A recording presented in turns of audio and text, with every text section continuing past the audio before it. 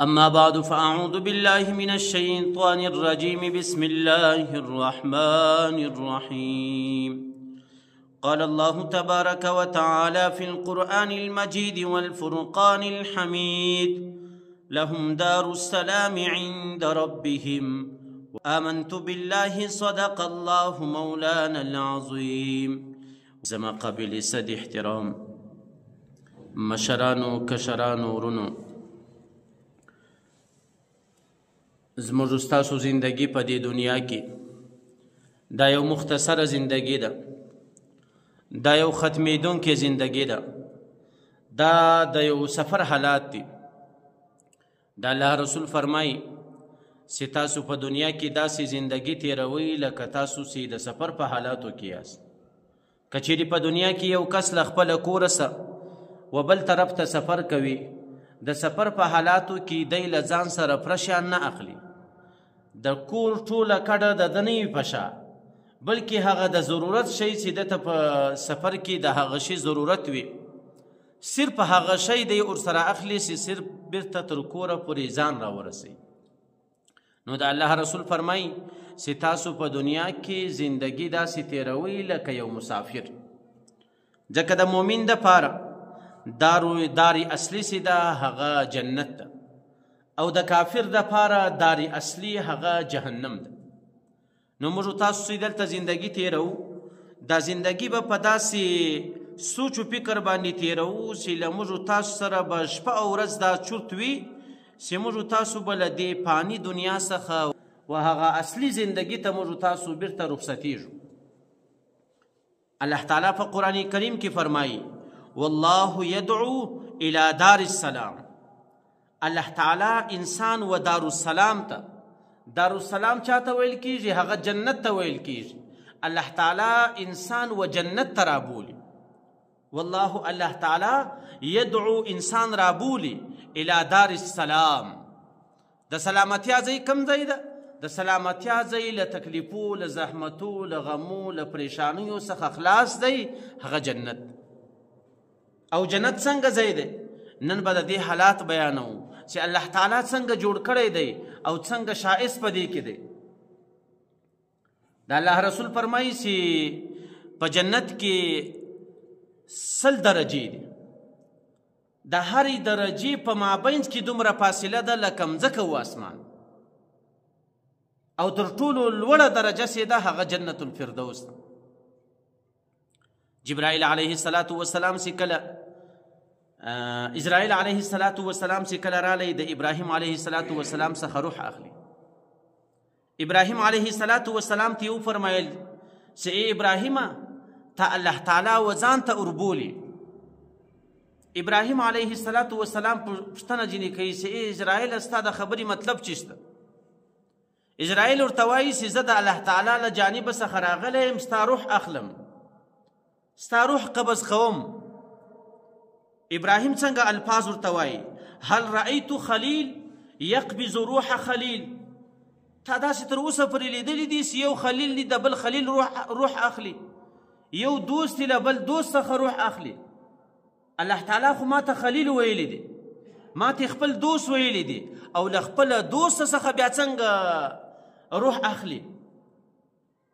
داسې خو تر اوسه پورې نه ده پیښه سوې. اسرائیل علیه السلام د الله تعالی په حضور کې د ده خبره پیش کړه چې ما ته خو ابراهیم داسې وایي چې یو دوست له بله دوست څخه روح نه اخلي، د هغه روح نه قبض کوي. الله تعالی ورته فرمایي اسرائیل ته چې ته ورسه ده ته پیغام پرېږده، هل رأیت خلیلا یکره لقاء خلیلی. ابراهیم ته ووایه چې آیا تا تر اوسه پورې داسې لیدلی دي چې یو دوست د بل دوست له ملاقات څخه انکار کوي؟ نو ابراهیم خو الله تعالی و خپل دیدار ته غوښتی، ورته وایي چې ای ابراهیمه ته ما ته داسې مثال پیش که چې یو ملګری دی بل ملګری غواړي د ملاقات دپاره، زه ستا د ملاقات دپاره غواړم، او هغه ملګری بیا له هغه څخه له ملاقات څخه انکار کوي. نو ابراهیم علیه السلام په دې وخت کې پوه شو چې زما د مرګ نیټه رانږدې سوې ده، الله تعالی ما و خپل ملاقات ته ورغواړي. نو اسرائیل علیه السلام ته ویل عجل عجل فقبض روح الساعه، زما روح زر زر قبض که چې زه د خپل خلیل و ملاقات ته ولاړ سم. نو اسرائیل علیه السلام د روح قبض کو، د ابراهیم علیه السلام ملاقات له چا سره وصول؟ الله تعالی سره وصول. په دنیا کې قانون هم دا دی چې کوم کس د الله تعالی ته ډیر محبوب وي، هغه دا مختصره زندگی د الله تعالی په اوامرو او په نواهیو کې راتېره کړي، د الله تعالی اوامر یې منلي وي، له نواهیو څخه یې ځان ساتلی وي، هغه کس بیا له مرګ څخه هیڅکله هم نه بیریږي. هغه کس بیا و مرګ ته مرحبا وایي. په اولیاء الله کې یو ولی حضرت خواجه باقی بالله رحمت الله علیه فرمایي چې کله به دته د یو چا د مرګ خبره راله چې پلانکی کس مړ سوی دی، ده به په جواب کې ویل چې الحمدلله، په دې خاطر باندې چې الله تعالی د دنیا له مصیبت څخه خلاص کو، د دنیا له پریشانیو څخه اخلاص کو، د دنیا له مصیبتو څخه اخلاص کو. نن د الله تعالی و دیدار ته ورلی، ځکه الله تعالی فرمایي والله يدعو الى دار السلام. الله تعالی و خپل بندگان چې مؤمنان دي هغه و دارالسلام ته رابولي. د دارالسلام مطلب دا دی چې هغه جنت دی. نو چې کوم کس رابطه له الله تعالی سره وي، الله تعالی ته محبوب کس وي، په هغه باندې چې کله د مرګ آواز وسي، هغه په جواب کې دا وایي فزت ورب الکعبه، زما دې د رب په کعبې باندې قسم وي چې الله تعالی زه کامیاب کړم. الموت حسره یوصل الحبیب الى الحبیب، مرګ خو یو پل دی، په دې پله باندې د حبیب ملاقات له حبیب سره کیږي. نو له الله تعالی سره چې د خپلو محبوبینو ملاقات کیږي، هغه څه وخت کیږي؟ هغه په هغه وخت کې کیږي چې کله دا مرګ راشي پر انسان باندې. ځکه د الله رسول په بل حدیث کې فرمایي تحفة المؤمن الموت، د مؤمن دپاره مرګ چې د یو تحفه ده، ځکه دا یو داسې تحفه ده چې د دې تحفې په مقابل کې الله تعالی و انسان ته خپل دیدار ورکوي، خپل ملاقات ورکوي.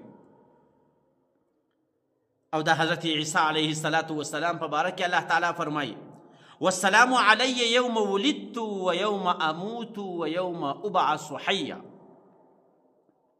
دی وایي سلامتی دی وي پر هغه ورځ باندې، پر کومه ورځ چې الله تعالی زه پیدا کړی یم، او پر هغه ورځ باندې چې په کومه ورځ باندې الله تعالی زه مړ کړی یم، زما د مرګ ورځ، او پر هغه ورځ باندې چې زه بیرته له الله تعالی په حضور کې پیښیږم. نو موږ تاسو ته پکار ده چې موږ تاسو په دې مختصره زندگی کې د آخرت فکر وکړو. حضرت ابو هریره رضی الله عنه یو شاګرد دی، د سعید په نامه باندې دی. یو وخت له ده سره ولاړی و بازار ته، خپل استاد محترم حضرت ابو هریره رضی الله عنه سره ملګری دی چې کله یې په بازار کې شیان واخیستل، تر شیانو اخیستو وروسته بیا حضرت ابو هریره لاس پورته کوي، دعا وکړه چې الله تعالی دې ما او تا په جنت په بازار کې هم سره یو ځای کړي. حضرت سعید رضی الله عنه حیران سو، دا یو تابعی دی. هغه ورته وایي چې ای ابو هریره، ای استاده، آیا په جنت کې به هم بازار وي؟ موږ خو داسې اورېدلي چې په جنت کې خو هر شی مفت میلاویږي، او په بازار کې خو شیان په پیسو باندې وي. حضرت ابو هریره رضی الله عنه ورته فرمایي چې په جنت کې هم بازار سته، په جنت کې به هم شیان پیدا کیږي، لیکن د جنت بازار بیا دا رقم ته نه دی لکه د دنیا بازار چې په هغه کې به بیا مفت شی نه پیدا کیږي، په هغه کې به بیا تا ته شی په پیسو باندې درکوي. نو د هغه جنت د بازار مثال ابو هریره ورته پیښوي چې هغه داسې بازار دی چې په هغه بازار کې به ټول شیان مفت میلاویږي. د الله رسول فرمایي چې الله تعالی چې تر ټولو کمه مرتبه، چې تر ټولو جنتیانو په مرتبه کې کم جنتي وي، هغه ته به الله تعالی څومره انعام ورکړي. وایي دغه جنتي چې تر ټولو اخر و جنت ته داخلیږي، یي مؤمن لیکن د ګناو په خاطر باندې الله تعالی دی و جهنم ته ورچولی. کله چې دی د جهنم و مابین ته ورولویږي هغه د جهنم اور به دی وسوځي، دی به الله تعالی ته سوال و زاری شروع کړي چې یا الله له دې جهنم له مابین څخه سما وباسه، له دې مابین څخه مې یو څه څنګ ته که د جهنم پر یو کناره باندې ما کښېنوه. نو الله تعالی به ورته وایي چې ای بنده داسې نه چې بیا په دې خبره کې ته له ما سره خلاف ورزي وکړې، له جهنمه به دې راوباسم، د جهنم پر یو کناره باندې به دې کښېنوم، له هغه وروسته به بیا وعده خلافي نه کوې.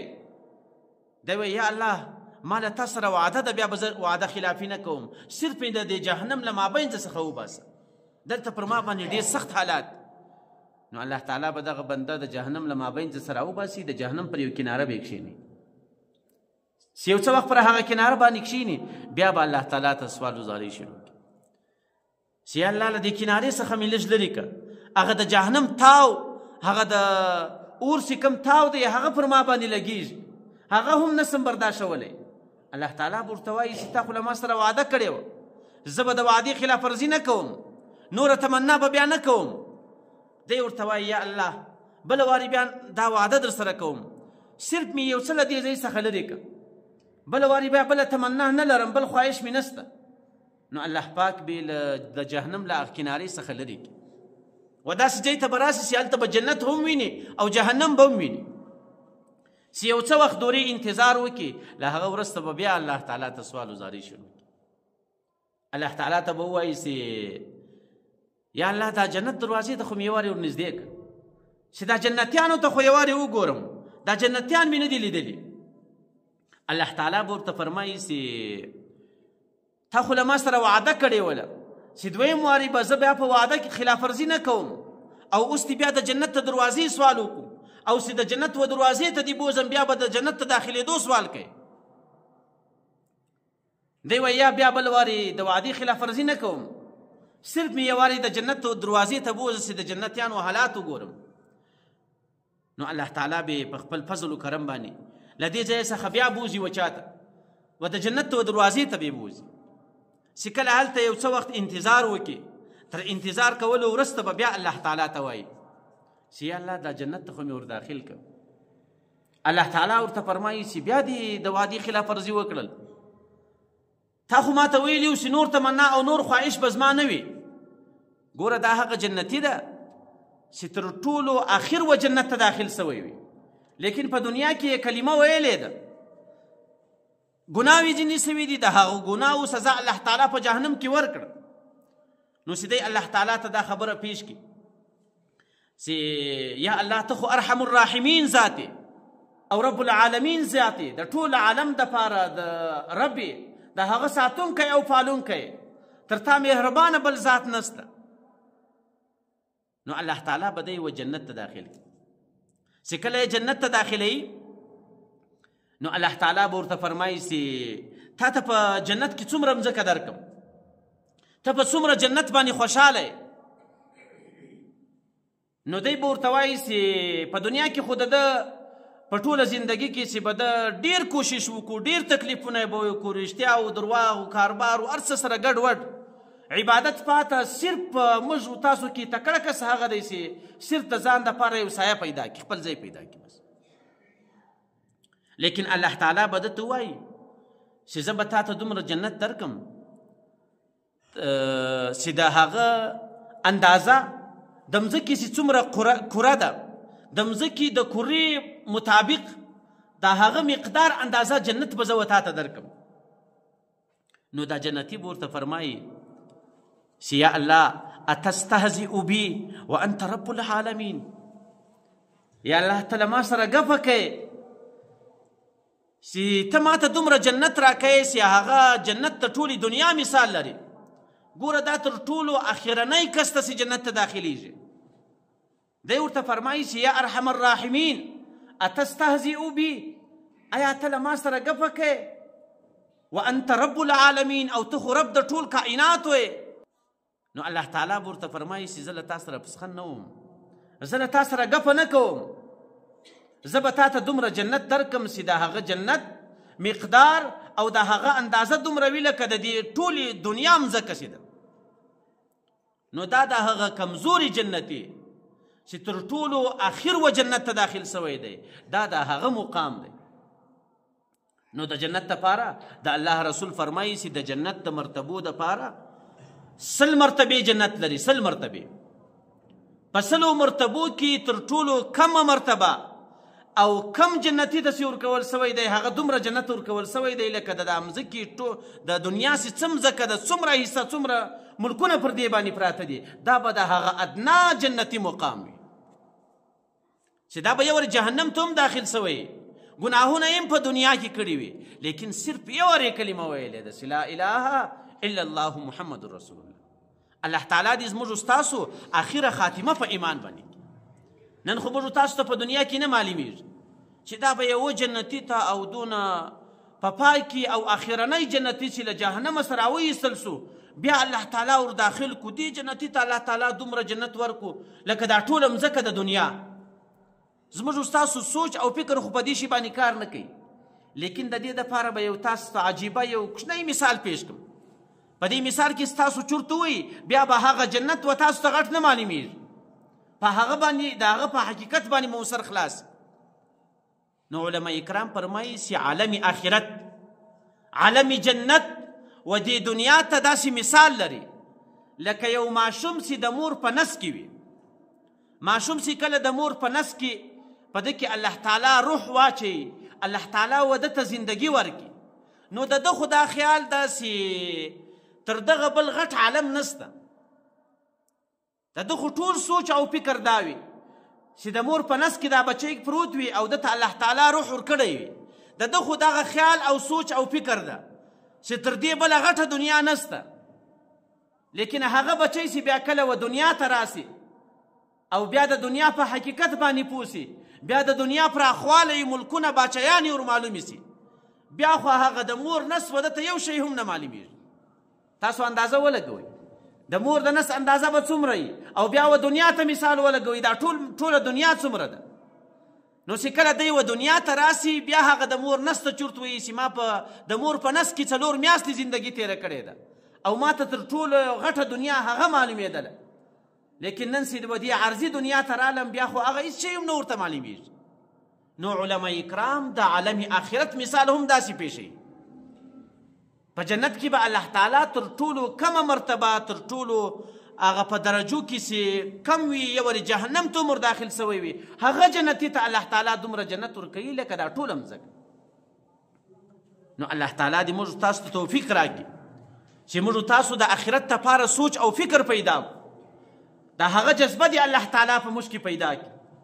نو د الله رسول فرمایي چې د جنت 100 درجې دي او تر ټولو کمه درجه د یوې درجې او د بلې درجې په مابینځ کې چې څومره فاصله ده، فاصله دومره فاصله ده لکه لمځکې سوي نسي بیا تر اسمانه پورې.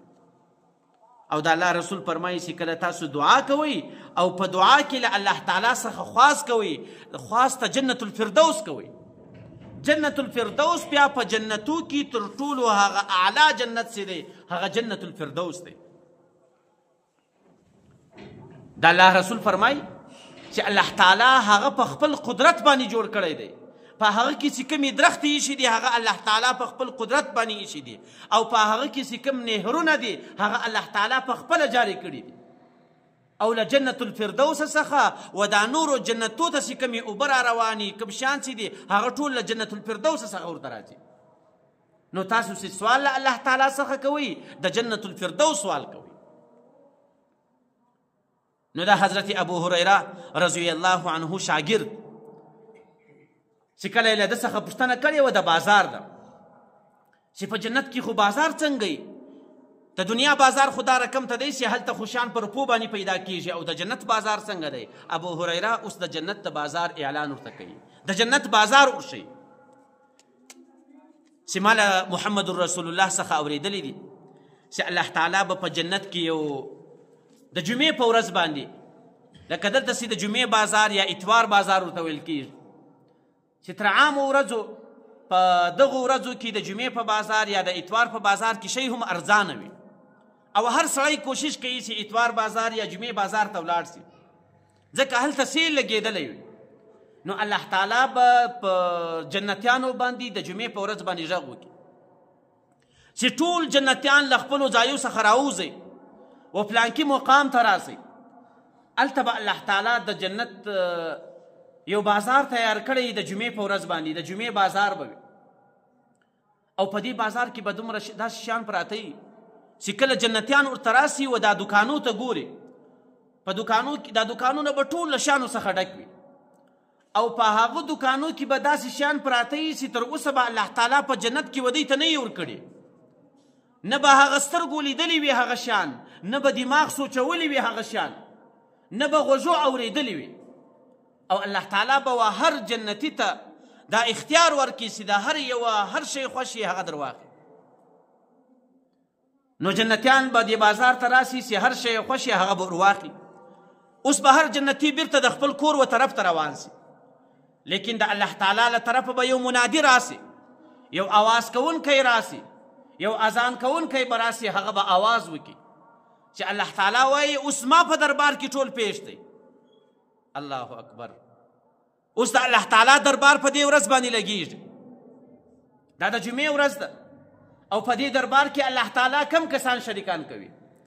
الله تعالی فرمایي چې دې دربار ته هغه کسان را شریکان سي، هغه کسان و دې دربار ته راسي چې کم کسان په دنیا کې د جمعې لمانځه دپاره و مسجد ته حاضرېدل. دغه دربار بیا الله تعالی و هغه کسانو ته برابروي چې کم کسان د جمعې په ورځ و لمانځه ته راځي. د هغه په بدله کې الله تعالی وایي دغه بازار زه جوړوم، دغه دربار د دوی دپاره جوړوم. نو هغه کسان چې هغه په دنیا کې د جمعې لمونځ په پابندي باندې کړی، هغه ټول کسان به و دغه د الله تعالی و حضور ته د الله تعالی په دربار کې پیش چې کله د الله تعالی و دربار ته راسي ټول، الله تعالی به په ملائکو کې پر یو ملک باندې غږ وکړي چې ته د الله تعالی صفات بیانوه. هغه د جنت ملائکه دي، د جنت ملائکو ته الله تعالی ځان ته ښایست ورکړی دی. نو د جنت یوه ملکه به د الله تعالی صفات شروع کړي، د الله تعالی صفات به وایي وایي وایي تر دې حده پورې چې د اهل جنت د جنتیان به د بېهوشۍ په حالاتو کې سي، د هغې به دومره ښایسته اواز وي چې ټول به داسې زنګېږي چې کله د دې ملائکې وار تیر سي او دا د الله تعالی صفات بیان کړي. په دویم واري به الله تعالی و داود علیه السلام ته حکم وکړي. داود علیه السلام ته الله تعالی داسې ښایست ورکړی و، الله تعالی داسې اواز ورکړی و چې کله به د زبور شروع کو له ده سره به غرو هم تسبیحات شروع کو. په دویمه مرتبه کې به داود علیه السلام راسي، هغه به د الله تعالی کلام شروع کړي چې کله د داود علیه السلام وار تیر سي بیا به الله تعالی و محمد رسول الله صلی الله علیه وسلم ته ووایي. نبی کریم صلی الله علیه وسلم به په دې دربار کې پیش دی. دا به څومره ښایسته دربار وي، د محمد رسول الله ملاقات دی، او دا ملاقات صرف موږ تاسو ته په دې باندې راکوي چې موږ تاسو په دنیا کې د جمعې و لمانځه ته حاضر سوي، او په دې دربار کې چې کومې کرسۍ لګېدلې دي د هرې کرسۍ به ځان ته مقام وي، د هر سړي به ځان ته مقام وي. په دې کرسیو کې به هم فرق وي، په دې مراتبو کې به هم فرق وي، په دې صفو کې به هم فرق وي. د دې صفو د فرق وجه دا ده چې کوم کسان د جمعې په ورځ باندې اول واري و جمعې لمانځه ته راغلي، هغه کسان به د قیامت په ورځ باندې په اول صف کې ناست وي. د هغو دپاره به ځان ته کرسۍ وي، د دویم صف دپاره به ځان ته کرسۍ وي. نو ګوره پر دې 15-20 منټه باندې الله تعالی پر موږ تاسو باندې د ملائکو اواز اوري، او د داود علیه السلام قرآن کریم باندې را اوري. دا د الله تعالی دربار دی. دریم واری به الله تعالی و محمد رسول الله ته چې کله امر وکړي، نبی کریم صلی الله علیه وسلم به دې سټیج ته حاضر سي. الله تعالی به امر ورته وکړي، دی به سورة الطه او سورة الیاسین ورته وایي ټولو جنتیانو. د ده تر تلاوت وروسته به الله تعالی له جنتیانو څخه پوښتنه وکړي.